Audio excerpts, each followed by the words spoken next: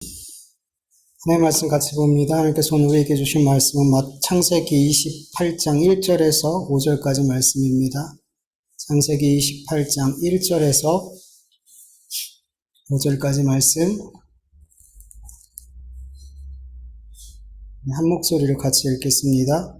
이삭이 야곱을 불러 그에게 축복하고 또 당부하여 이르되 너는 가나안 사람의 딸들 중에서 아내를 맞이하지 말고 일어나 바단 아람으로 가서 내 외조부 부두엘의 집에서 이르러 거기서 내 외삼촌 라반의 딸 중에서 아내를 맞이하라.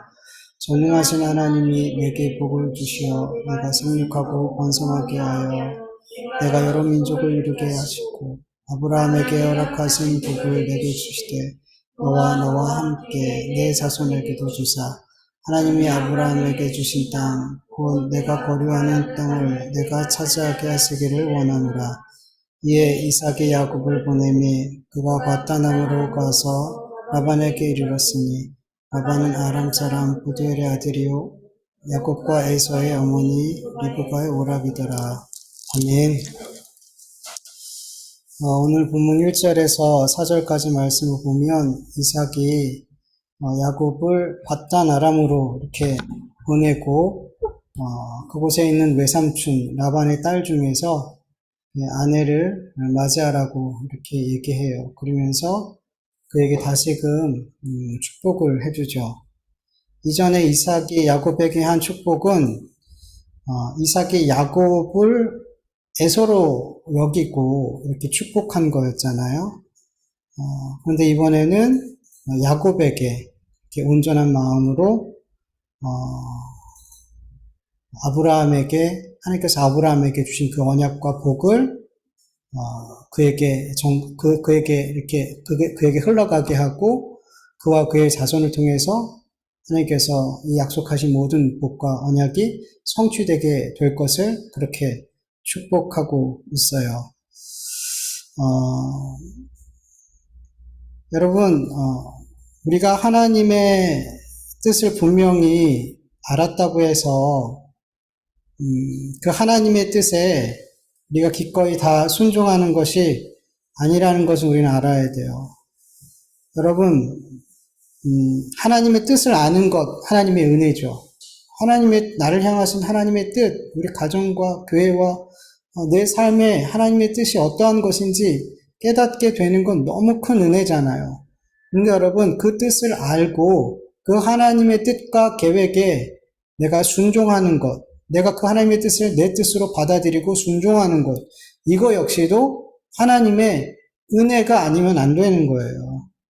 여러분, 분명히 이삭은 야곱이 아닌 사랑하는 에서에게 축복을 하려고 그랬단 말이에요. 그런데 야곱과 리브가가 자기를 속여서 결국에는 야곱이 그 축복을 받게 되었어요. 그런데 이 과정 가운데 이삭은 이것을 하나님의 섭리로, 하나님의 뜻으로 그렇게 받아들였어요. 그래서 하나님께서는 내가 사랑하는 에서가 아니라 야곱을 하나님께서 복 주시길 원하시는구나. 이 야곱을 통해서 아브라함의 복이 흘러가기를 원하시는구나 라고 깨닫게 되었단 말이에요. 근데 거기서 멈추는 게 아니라 그 하나님의 마음을 받아들이고 야곱에게 아브라함이 받은 그 축복을 주더라는 거죠. 네. 여러분, 이렇게 이삭이 야곱을 축복할 때 이삭의 마음에는 여전히 누굴 사랑했어요? 에서를 사랑했어요. 여전히 에서를 사랑했어요.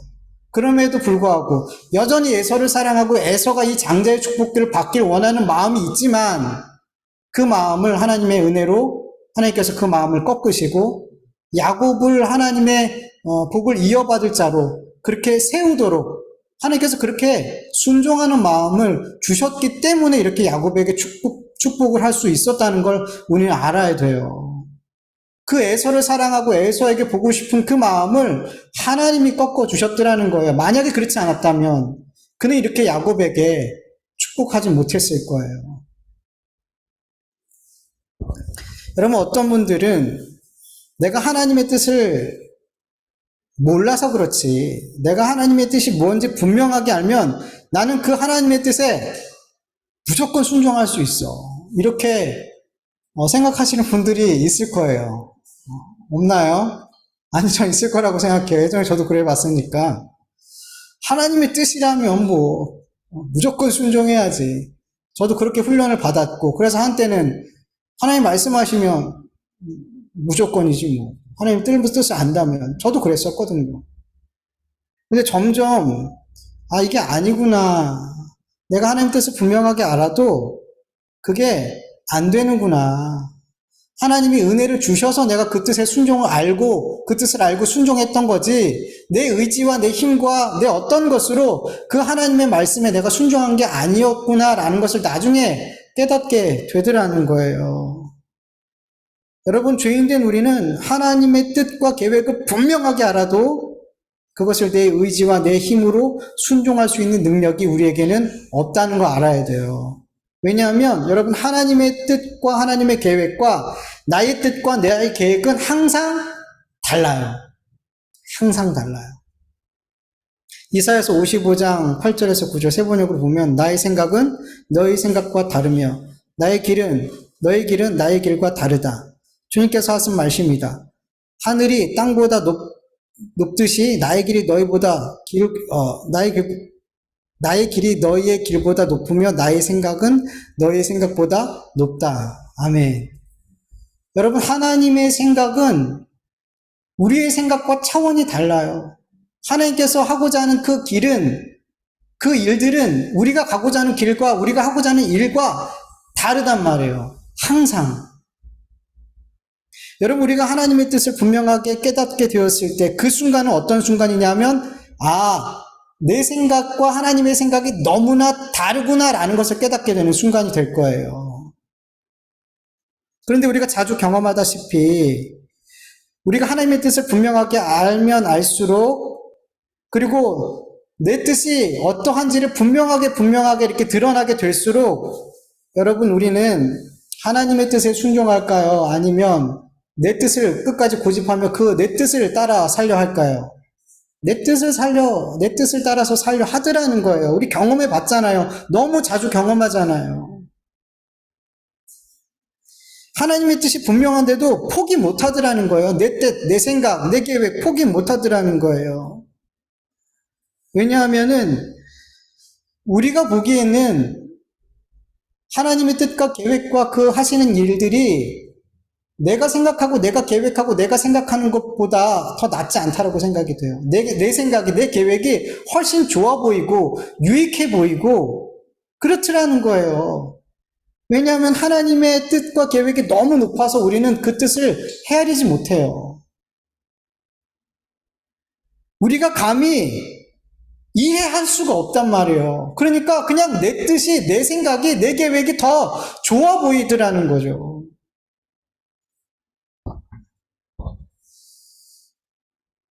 그래서 순종이 잘 안 되는 거예요. 하나님 뜻을 알아도. 여러분, 하나님께서 요나에게 이렇게 명령하세요. 요나서 1장 1절에서 2절 보면 여호와의 말씀이 아미떼 아들 요나에게 임하니라. 이르시되 너는 일어나 저 큰 성읍 니느웨로 가서 그것을 향하여 외치라. 그 악독이 내 앞에 상달되었음이니라 하시니라. 요나가 이 하나님의 명령을 듣고 어떻게 했을까요?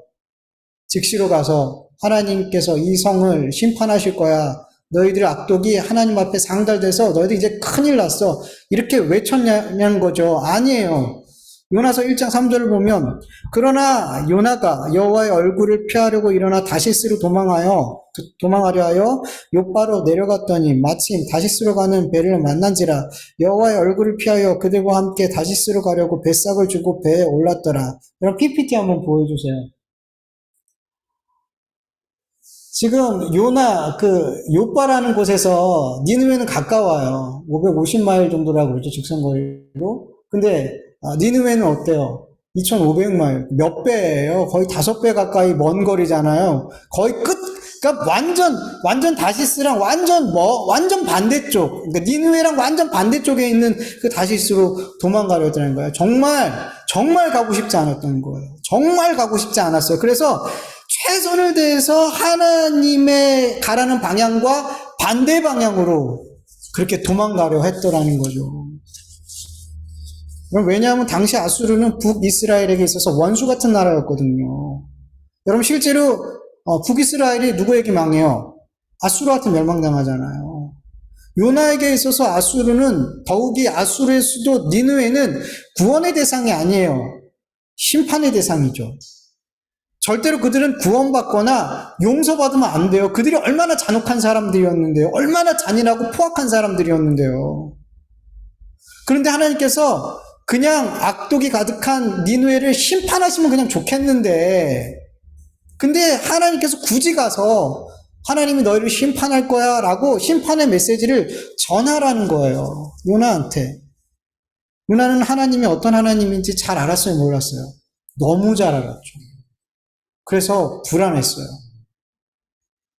혹 그럴 일이 없겠지만 이 악독으로 가득한 니느웨 사람들이 하나님의 심판의 말씀을 듣고 만에 하나 회개하게 된다면 하나님은 그들을 용서하실 거라는 걸 요나는 알았어요. 그래서 만에 하나 일어날 수 있는 일이 절대로 일어나지 않게 하기 위해서 그는 최대한 그가 도망갈 수 있는 세상 끝까지 그는 도망가려 했던 거예요. 요나는 하나님의 생각과 뜻과 그 계획에 동의할 수 없었어요. 하나님의 생각과 계획과 뜻은 요나의 뜻과 계획과 생각과 너무 달랐기 때문이에요. 여러분, 저는 고등학교 3학년 2학기 때 하나님께서 저를 신학교에 보내시려는 뜻을 갑자기, 너무나 갑자기 알게 됐어요. 저는 신학이나 뭐 이런 것들을 전혀 생각해 보지 않았던 사람이에요. 저는 꿈이 오락실 주인이었어요. 내가 사랑하는 그 게임, 이 게임을 내가 마음껏 하리라. 그래서 어렸을 때 초등학교 때 꿈이 다른 게 아니었어요. 나도 저 오락실 주인 아저씨처럼 되고 말 거야. 아침 일찍 일어나서 내가 제일 먼저 게임을 할 거야. 그랬었던 저예요. 근데 뭐 신학은 뭐 생각도 하지 않았죠. 근데 하나님께서 고등학교 2학년, 3학년 2학기 때 신학교를 가라 하시더라고요. 근데 이 하나님의 말씀을 온 마음을 다해서 내 것으로 받아들이고 순종하는 데는 1년이 걸렸어요. 왜냐하면 저의 뜻과 계획이 생겼기 때문이에요. 오락실 주인은 아니고요. 신학생이 되기보다는 차라리 전문대라도 일반대에 갔으면 좋겠다라는 그런 생각들이 제 안에 들어왔어요. 그래서 신학교를 안 가고 1년 동안 재수학원에서 평생 처음으로 새벽 뭐 2, 3시까지 공부하다가 아침 한 2, 3시간 자고 일어나서 준비하고 학원 가서 또 계속 공부하고 집에 와서 또 그렇게 그런 생활을 1년 동안 했어요. 그러면서 제가 머리가 그다지 나쁘지 않다는 걸 깨달았어요. 모의고사 점수가 계속 막 오르는 거예요. 그러니까 제 마음에 더 어떨까요? 신학교를 가는 거에 대해서 점점 더 멀어지고 확고하게 그래, 나는 일반대에 가고 말 거야 라는 생각이 더 굳어지게 됐더라는 거죠. 여러분 이렇게 내 뜻과 내 계획, 내 생각이 분명해지고 확고해지면 죄인된 우리는 하나님의 뜻과 생각과 계획을 알아도 내 걸 포기 못해요. 못해요. 그래서 하나님의 뜻을 분명히 아는 것도 은혜지만 내 뜻과 내 생각을 포기하고 하나님의 뜻을 내가 알고 있는, 내가 깨닫게 된 그 하나님의 뜻에 순종하는 것 역시도 하나님의 은혜가 부어져야만 가능한 일이라는 거예요. 여러분 이삭이 이렇게 하나님께서 아브라함에게 주신 언약과 그 복의 내용으로 야곱을 축복할 수 있었던 것은 단순히 하나님께서 에서가 아닌 야곱을 택하셨구나 이걸 알았기 때문이 아니에요. 이것도 분명히 알았지만 그렇게 내가 사랑하는 에서를 내려놓을 수 있는, 포기할 수 있는 마음을 하나님께서 주셨기 때문에 이렇게 야곱에게 아브라함이 받은 그 복으로 축복해 줄 수 있었던 거라는 거 우리는 알아야 돼요. 그리고 우리가 분명히 또 믿어야 될 것이 있는데 하나님의 뜻과 계획과 그 말씀은 반드시 성취된다는 거죠. 하나님의 뜻과 계획을 내가 알면서도 내가 내 계획을 꺾지 못하고 불순종한다 할지라도 여러분 하나님의 뜻과 계획이 성취돼야 안 돼요. 되더라는 거죠. 신앙생활을 하다 보니까 그럴 때 있잖아요. 우리가 하나님의 뜻과 계획을 알 때 그렇게 가끔씩 순순히 순종할 때도 있지만 더 많은 경우 이렇게 잘 순종이 안 되는 경우가 우리의 삶에 더 많단 말이에요. 그런데 참 희한하게 결국에는 하나님의 뜻과 계획이 내 삶의 성취가 되더라는 거죠. 여러분 최선을 다해서 다시스로 도망하는 요나에게 하나님께서 풍랑을 보내셨고 큰 물고기를 준비하셔가지고 죽다 살아나서 결국엔 어떻게 해요? 니누에로 가서 전하잖아요. 저도 그렇게 신학교를 가지 않으려 했을 때 하나님께서는 신학교에 갈 수밖에 없는 상황을 만드셔서 제가 제 뜻을 꺾지 않을 수 없게 만드셨어요. 그냥 아까 찬양했던 것처럼 주님께 두 손 두 발 들고 올 수밖에 없게끔 만들어 버리시더라는 거죠. 그래서 지금 제가 여기 있는 거예요. 저는 개척은 생각지도 않았어요. 옛날부터. 절대로. 나는 개척 절대로 안 해. 근데 하나님이 개척할 수밖에 없는 상황. 하나님 개척하게 해주셔서 감사합니다라고 말할 수밖에 없는 상황을 만들어 주시더라고요. 그렇게 할 수밖에 없게끔. 제가 느끼는 거지만 하나님이 저에게 말씀하시고 어떤 하나님의 뜻을 보여주셨을 때 제가 도망가려고 하지만 요나처럼 도망가고 불순종하려 하지만 결국에는 하나님이 있으라 한 그 자리에 제가 결국엔 있게 되더라는 거예요. 저뿐만 아니에요. 근데 여러분 이것이 하나님의 은혜예요. 은혜예요. 여러분 하나님께서 하나님의 백성들, 그 사랑하는 백성들에게 하나님의 뜻과 하나님의 계획을 알게 하셨다면 그 사람이 그 말씀을 하나님의 뜻을 알고 이렇게 즐겨 순종하든 아니면 막 고집을 부리며 그렇게 하나님의 뜻을 피해 도망가든 결국에 하나님의 그 뜻과 계획 앞에 내 뜻과 내 생각을 포기하게 만들어 주시는 게 하나님의 은혜인 줄 믿으시길 축원합니다.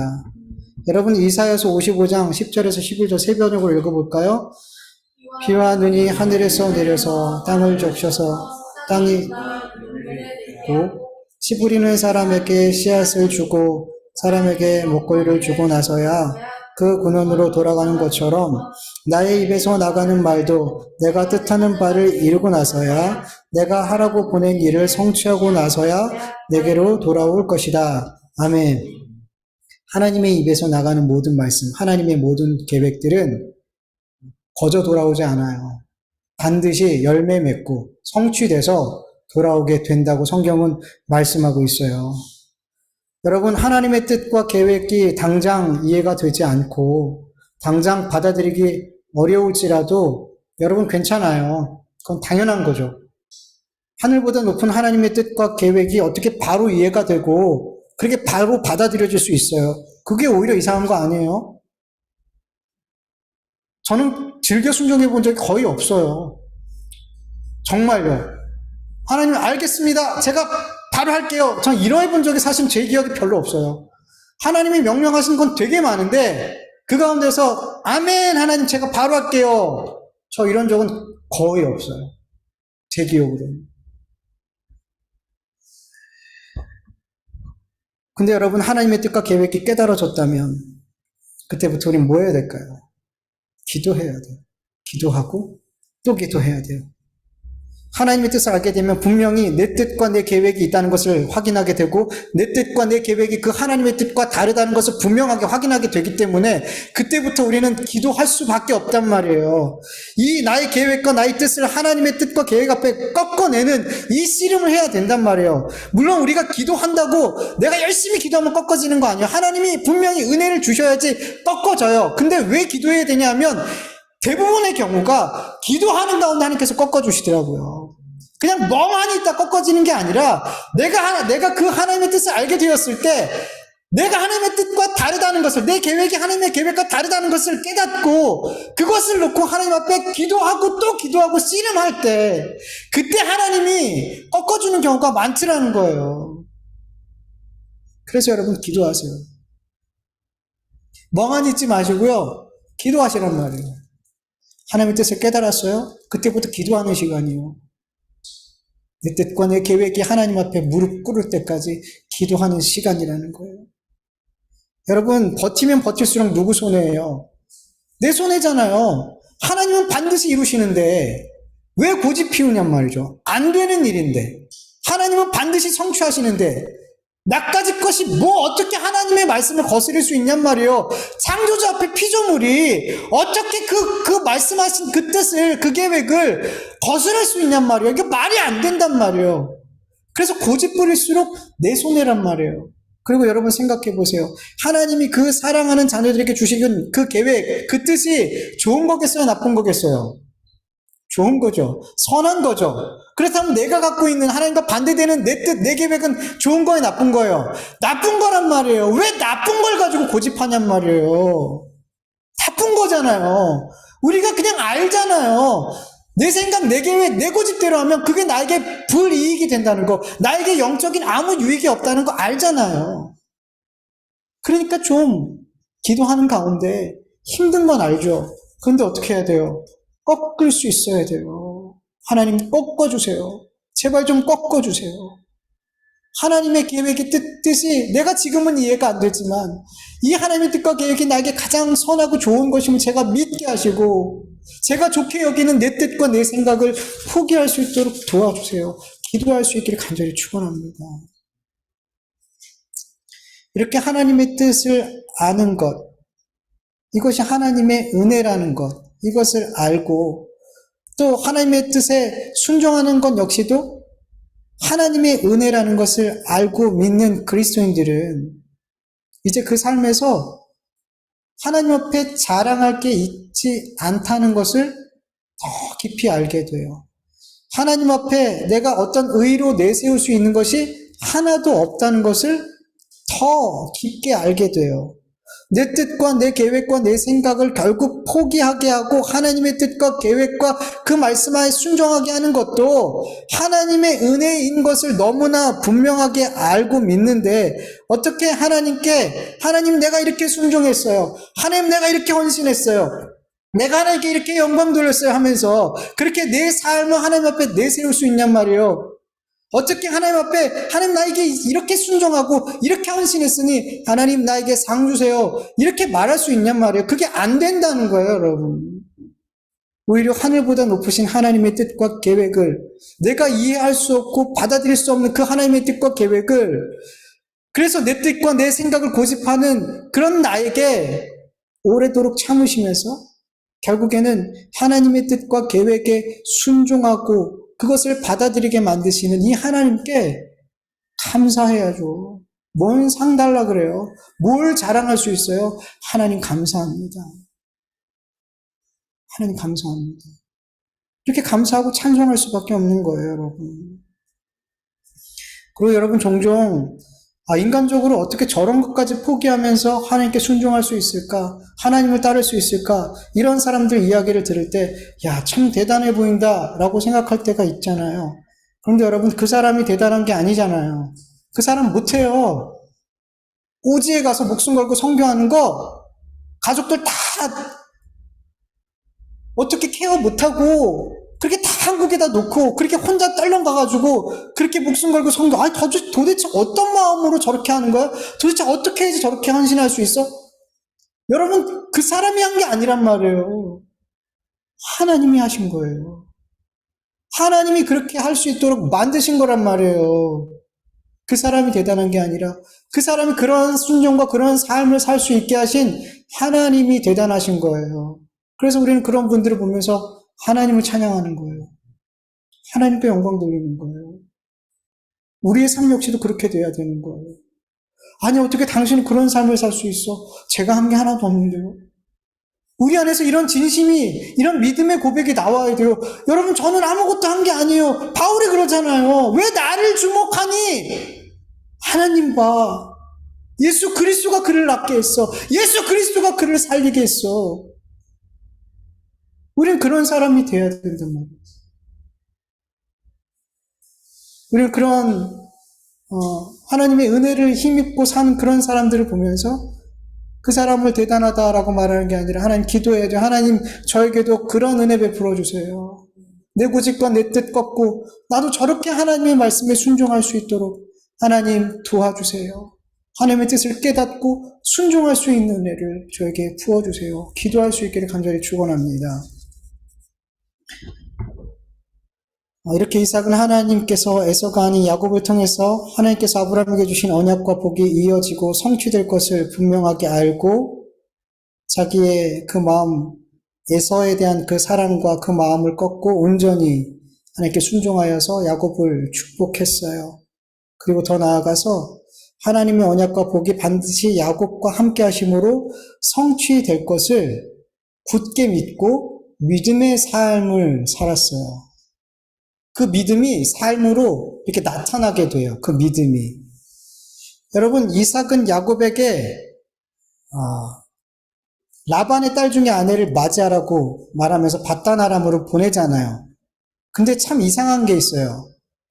여러분, 창세기 24장 보면 아브라함이 이삭의 아내를 얻게 하기 위해서 그의 종을 메소포타미아로 보내잖아요. 그래 나홀의 성에 가잖아요. 근데 그렇게 보낼 때 이 종을 그냥 보냈어요? 낙타 10필에다가 아브라함이 갖고 있는 좋은 것들을 다 실어갖고 보냈어요. 지창금이잖아요. 근데 이삭이 야곱을 보낼 때 외삼촌 라반의 딸들 중에 아내를 얻어오라고 보낼 때 뭐 쥐어서 보냈어요? 아니요. 아무것도 손에 쥐어지지 않고 보냈단 말이에요. 그리고 밧단아람까지 700km 이상 되는 그 거리인데 그 많은 종들 중에 몇 명 같이 보내면 좀 마음이 안정될 것 같은데 그 위험한 길을 호랄단신으로 보냈어요. 아무것도 안 주고 혼자서 그 먼 거리를 가서 그곳에서 아무것도 없이 아내를 얻으래요. 왜 그랬을까요? 자기를 속인 야곱이 미워가지고 요렇게라도 좀 복수하는 건가요? 아니잖아요. 여러분, 그는 전능하신 하나님께서 야곱과 그의 후손을 통해서 아브라함에게 주신 언약과 복을 반드시 성취할 것을 굳게 믿었어요. 이 믿음이 너무 굳건했기 때문에, 이런 분명한 믿음이 있었기 때문에 그는 아무것도 하지 않았어요.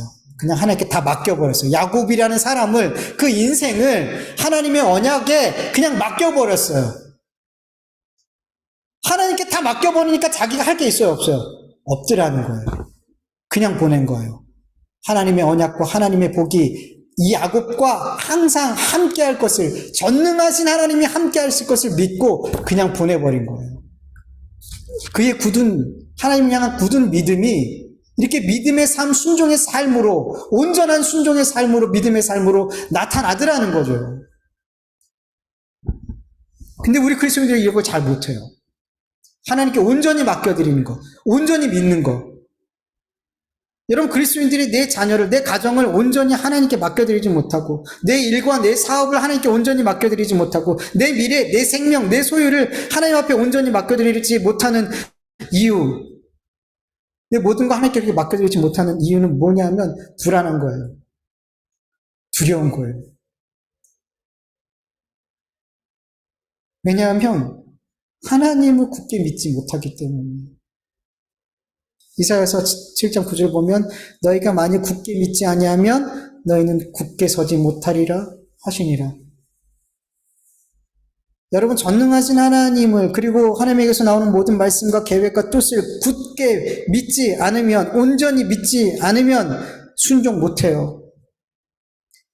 나에게 있는 모든 것을 하나님께 두려움 없이 맡겨드리지 못해요. 여러분, 왜 그리스도인들이 하나님께 두려움 없이 맡기지 못하는 걸까요? 왜 굳게 믿지 못하는 걸까요?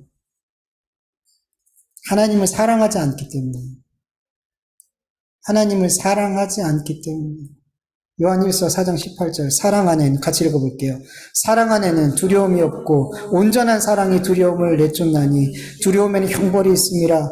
두려움하는 자는 사랑 안에서 온전히 이루지 못하였느니라. 아멘. 여러분, 하나님을 사랑하는 사람은 그 마음에 두려움이 없어요. 그리고 그 두려움과 불안함 없는 마음에서 온전한 믿음과 온전한 순종의 삶이 나올 수 있는 거예요. 근데 문제는 그리스도인들 마음들의 그 마음에 하나님을 사랑하는 마음이 없어요.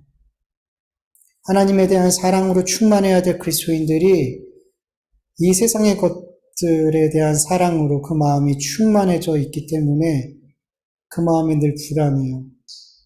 두려운 게 너무 많아요. 여러분, 내 안에 두려움과 걱정과 근심과 이런 것들이 너무 격혀이 내 안에 이렇게 쌓여 있다면 여러분, 그 중심에 그 가장 밑바닥 그 핵심에는 뭐가 있냐면 하나님에 대한 사랑이 없어서 그래요. 하나님에 대한 사랑. 여러분, 하나님을 온전히 사랑해 보세요. 하나님을 내 마음과 뜻과 힘을 다해서 사랑해 보세요. 여러분, 그 두려움이 없어져요. 여러분, 경험해 보세요. 그 문제가 나를 두렵게 하는 것 같았잖아요. 근데 아니더라는 거예요. 내가 하나님을 사랑하지 않았기 때문에 그게 두렵더라는 거예요. 여러분, 종종 보잖아요. 부모가 자녀를 사랑할 때 자녀가 위험한 일 당하면 그가 지금 나에게 아무리 큰 위험이 있어도 그걸 두려워하나요? 아니요. 자식을 살리기 위해서, 그 사랑하는 자식을 살기 위해서 나에게 어떤 일이, 내 생명이 죽는다 할지라도 그걸 두려워하지 않더라는 거예요, 부모님. 온전한 사랑이 두려움을 이겨요.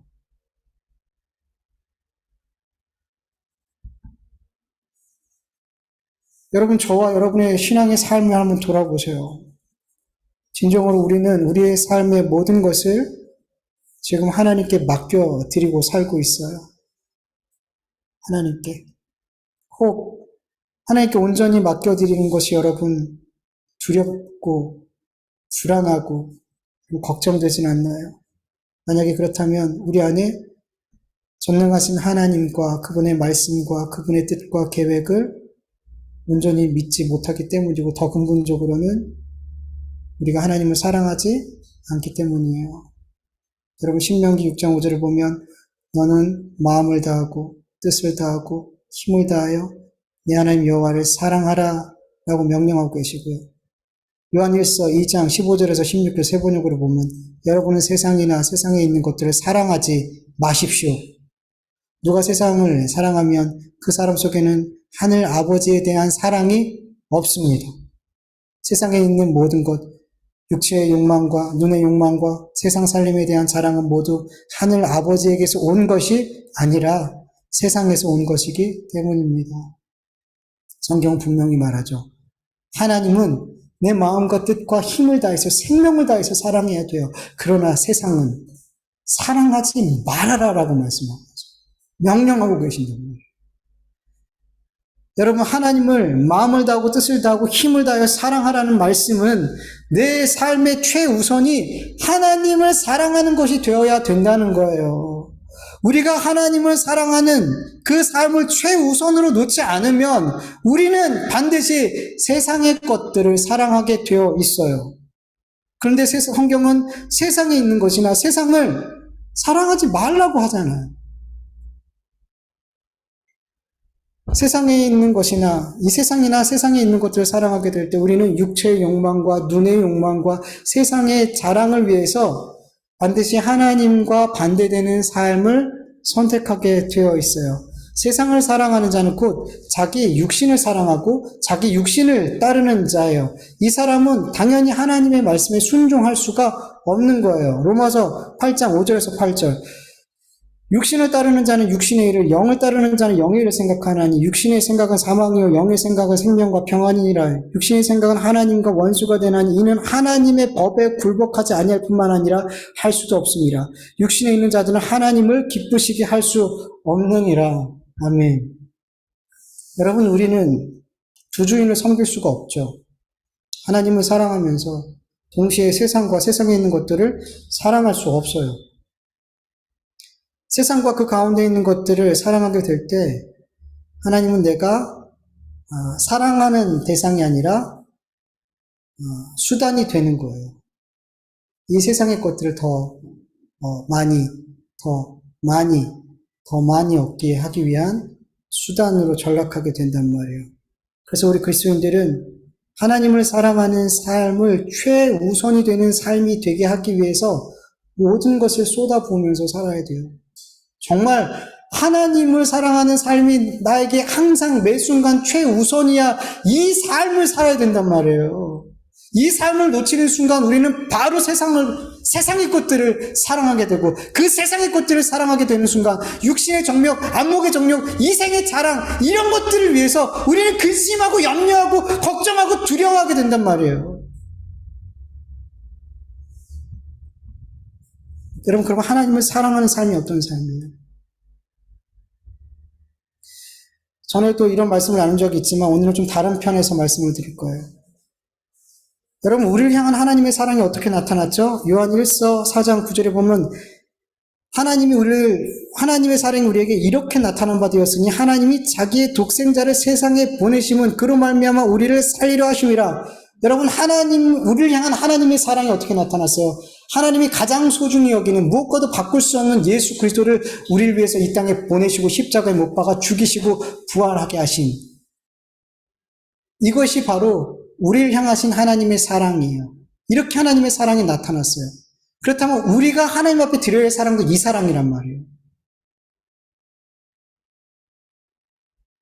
여러분, 우리가 하나님을 사랑하는 삶을 최우선으로 살아가는 삶은 매 순간순간 내가 이 땅에서 소중히 여기는 것들을 내가 가장 사랑하고 가장 소중히 여기는 그 하나님 앞에 내어드리는 거예요. 하나님은 그렇게 하셨어요. 가장 소중한 것을 하나님 우리에게 내어주셨어요. 그게 사랑이래요. 우리는 그 사랑으로 하나님을 사랑해야 돼요. 우리는 이 땅에서 내가 소중히 여기고 내가 소중하다고 여기는 것들을, 내가 가장 사랑하고 가장 소중히 여긴다고 여기는 그 하나님을 위해서 우리는 매 순간마다 결단하고 결정하고 하나님 앞에 그 소중한 것을 내려놔야 되는 삶을 살아야 되는 거예요. 그게 하나님을 사랑하는 삶.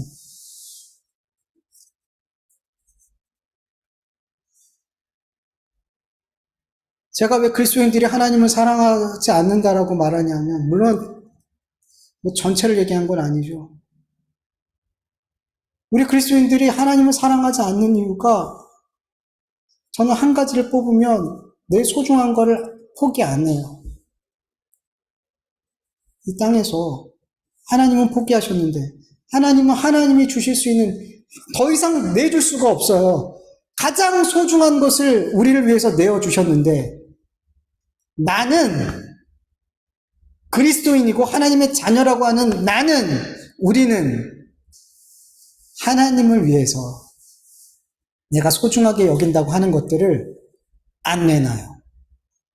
포기 안 해요. 그리고 하나님 사랑합니다 하고 막 찬양하고 울고 막, 그리고 밖으로 나가서는 하나님을 위해서 아무것도 포기하지 않으려고 그러고, 오히려 하나님은 나에게 주고 또 줘야 되는 그런 분으로 여겨요. 그러면서 하나님 사랑합니다. 하나님 사랑합니다.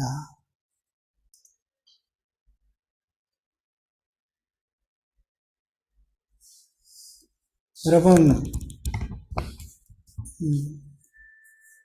사실 하나님을 사랑하는 건 내가 하나님 사랑해야지 한다고 사랑해지는 건 아니에요. 분명해요. 하나님을 사랑해야지, 하나님을 사랑하는 삶을 살아야지, 그런다고 그렇게 되어지는 것은 아니에요. 그것도 하나님의 은혜가 부어져야지 우리는 하나님을 사랑할 수 있어요. 하나님을 사랑하는 삶을 살아야 돼요. 그런데 여러분, 중요한 건 우리 그리스도인들의 마음 중심에는 어떤 마음이 있어야 되냔 말이죠. 내가 하나님의 자녀라면, 하나님의 은혜를 입은 자라면 하나님을 사랑하는 삶을 살아야지, 내 마음과 뜻과 힘을 다해서 하나님을 사랑해야지, 이 마음이 내 중심에 있어야 될 거 아니에요. 그리고 그 하나님을 사랑하는 삶을 살려고 애써야 되지 않아요? 하나님을 정말 사랑한다면 그 삶 중에 하나가 뭐냐면, 내가 이 땅에서 소중히 여기는 것들을 하나님을 위해서 포기하고 내려놓는 거라는 것을 믿으시기 축원합니다.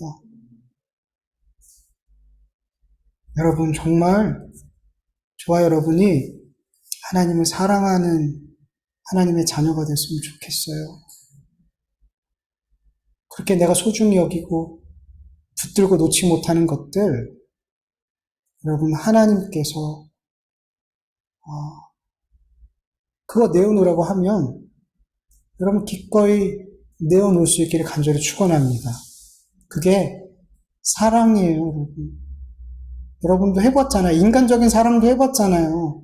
인간적으로 사랑하는 그 사람이 원하는 거 있다면 말도 안 되지만 하늘에서 별이라도 따다주고 싶은 게 그 마음 아니에요?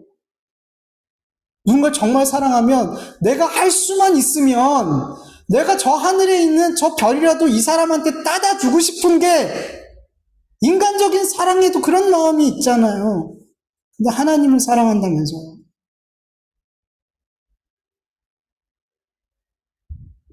근데 왜 이렇게 포기 못하는지, 왜 이렇게 내려놓지 못하는지.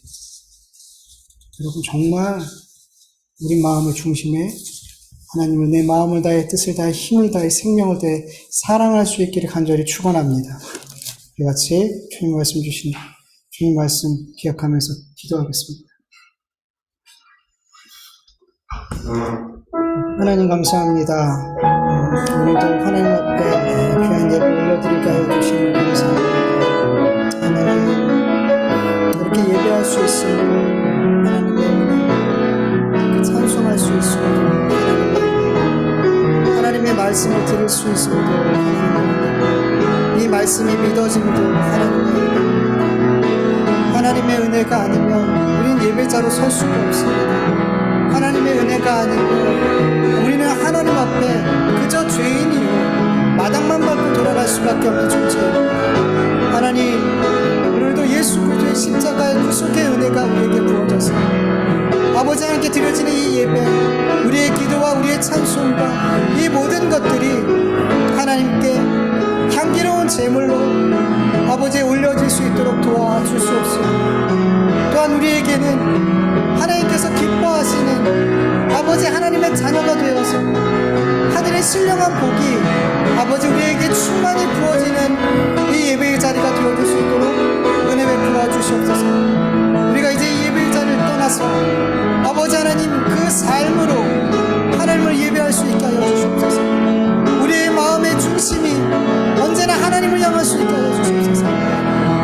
특별히 하나님, 우리가 하나님의 뜻을 깨닫게 되었습니다. 하나님, 그것도 은혜이지만 그 하나님의 뜻을 아버지 내가 받아들이고 아멘하고 순종할 수 있는 은혜도 베풀어 주시옵시고 간절히 원합니다. 하나님, 우리는 언제나 하나님의 뜻과 하나님의 계획과 그 생각에 반대되는 뜻과 계획을 생각을 품고 살아가는 죄인된 우리입니다. 그래서 하나님의 뜻을 알게 될 때 우리는 기겁을 합니다. 우리는 너무나 놀라고 너무나 싫습니다. 우리는 그렇게 하고 싶지 않습니다. 우리는 그렇게 하고 싶지 않습니다. 그것이 우리의 마음입니다. 그래서 하나님의 뜻을 아는 것이 두렵고 하나님의 뜻을 알아도 순종하고 싶은 마음이 들지가 않습니다.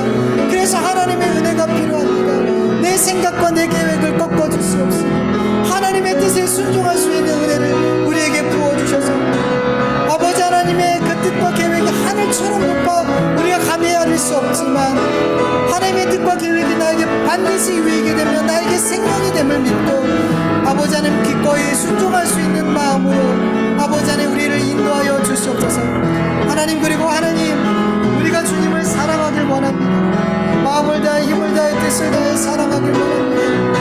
그래야 우리가 하나님을 굳게 믿고 하나님 앞에 순종하는 삶으로 나아갈 수 있습니다. 하나님, 하나님의 사랑이 없으면 아버지 모든 것이 울리는 꽹과리와 같습니다. 사랑이 없는 믿음, 사랑이 없는 헌신, 사랑이 없는 은사 다 울리는 꽹과리에 불과합니다. 아버지 하나님, 우리가 진실로 하나님을 사랑하게 하여 주시옵소서. 진실로 하나님을 사랑하는 마음, 내가 소중히 여기는 것들을 하나님 앞에 내어놓고 아버지 하나님 앞에 포기할 수 있는 은혜를 주시옵소서. 매 순간순간마다 내 하나님, 내가 사랑하는 그 하나님을 먼저 생각하고 이 하나님이 기뻐하시는 것이 무엇인지를 생각하고 이 하나님이 원하시는 것이 무엇인지를 아버지 분별하여 깨닫고 그 하나님 앞에 내 뜻과 내 생각과 내 소중히 여기는 것을 내려놓을 수 있는 우리 모두가 되어줄 수 있도록 은혜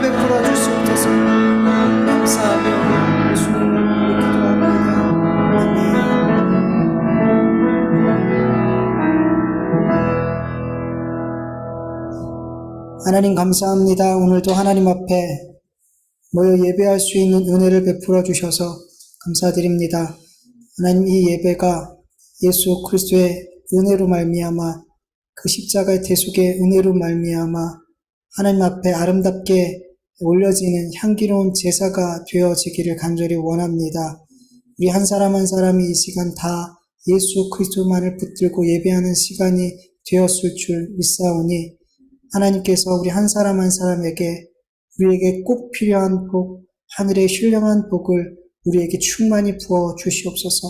예수 그리스도의 이름의 권세와 능력을 늘 힘있게 하여 주시옵소서. 하나님 아버지, 신앙생활을 하면 할수록 우리가 얼마나 연약한 존재인지, 얼마나 하나님의 사랑을 받을 수 없는 존재인지, 얼마나 엉망인지 점점 더 확인하게 되면서 정말 내가 너무나 큰 죄인이구나, 내가 정말 죄인의 괴수이구나라는 고백을 할 수밖에 없게끔 주님께서 만들어 주시니 얼마나 감사한지 모릅니다. 신앙생활을 할수록 우리가 하나님 앞에 목이 더욱 뻣뻣해지고 내가 더 하나님 앞에 교만한 자가 되는 것이 아니라 하나님 앞에 바짝 엎드릴 수 있는 자로 만들어 가시니 참으로 감사합니다. 하나님, 우리가 앞으로 신앙생활하면 할수록 우리의 목이 고다지지 않게 하여 주시옵시고 하나님, 섬김을 받는 자리에 있는 것이 아니라 더욱 섬기는 자리에 있게 하여 주시옵소서. 그렇게 주님의 마음을, 주님의 삶을 담는 우리가 되게 하여 주시옵시고 바울의 고백이 우리의 고백이 되어질 수 있도록 은혜 베풀어 주시옵시기를 간절히 원합니다. 하나님, 우리가 하나님의 뜻을 아는 것도 은혜지만 하나님의 뜻을 알고 순종하는 것도 은혜임을 함께 나누었습니다. 하나님, 그렇습니다. 우리가 하나님의 뜻을 아는 것, 우리는 혹 그것을 두려워할지도 모릅니다. 하나님의 뜻을 아는 순간 내 뜻이 발견되기 때문에, 다 드러나기 때문에, 그래서 내 뜻대로 하는 것이 자유롭지 못하게 되기 때문에 어쩌면 우리는 하나님의 뜻을 아는 것이 은혜라고 여기면서도 그렇게 하나님의 뜻을 알기를 싫어할 수도 있는 죄인들입니다. 그러나 하나님, 우리가 하나님의 뜻을 분명하게 알게 되었을 때, 하나님 내 뜻과 내 계획이 드러나게 되었을 때 하나님 순종할 수 있는 은혜도 베풀어 주시옵소서. 하나님, 우리가 즐겨 순종할 수 있기를 원합니다.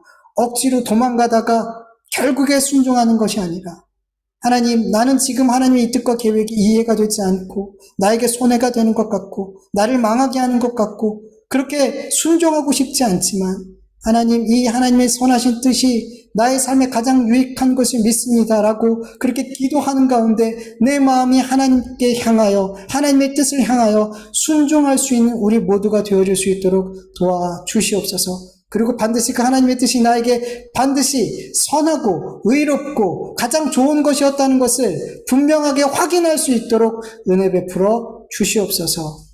주님께 모든 것을 감사드리오며 예수님의 이름으로 기도드립니다. 아멘. 주님 가르쳐 주신 기도로 예배 마치겠습니다. 하늘에 계신 우리 아버지여, 이름이 거룩히 여김을 받으시오며 나라의 마옵시오며 뜻이 하늘에서 이루어진 것 같이 땅에서도 이루어지이다. 오늘날 우리에게 일용할 양식을 주옵시고 우리가 우리에게 죄진 자를 사하여 준 것 같이 우리의 죄를 사하여 주옵시고 우리를 시험에 들게 하지 마옵시고 다만 악에서 구하옵소서. 대개 나라와 권세와 영광이 아버지께 영원히 있사옵나이다. 아멘.